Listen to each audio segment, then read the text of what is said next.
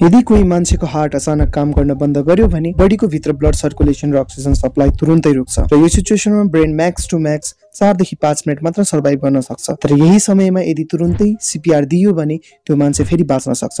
आउनुस् बुझौँ है त कसरी।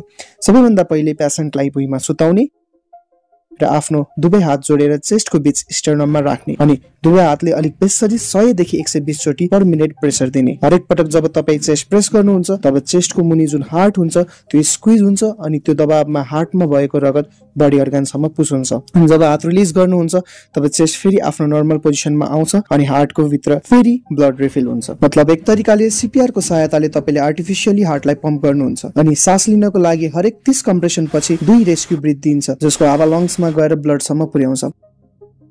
सिम्पली भन्दा सीपीआर यस्तो टेक्निक हो जसमा तपाई हार्ट लङ्स दुवैको टेम्पररी काम आफ्नो हातले गर्नुहुन्छ सो दैट जब मेडिकल हेल्प आउँछ तबसम्म त्यो पेशेन्टको ब्रेन र अर्गान्सलाई जिउँदो अनि एक्टिभ राख्न सकियोस्। साथीहरु अर्को भिडियोमा तपाईहरु कुन चाहिँ लाइफ सेभिङ प्र्याक्टिस बुझ्न चाहनुहुन्छ कमेन्ट सेक्सनमा मेन्सन गर्नु होला। Thank you.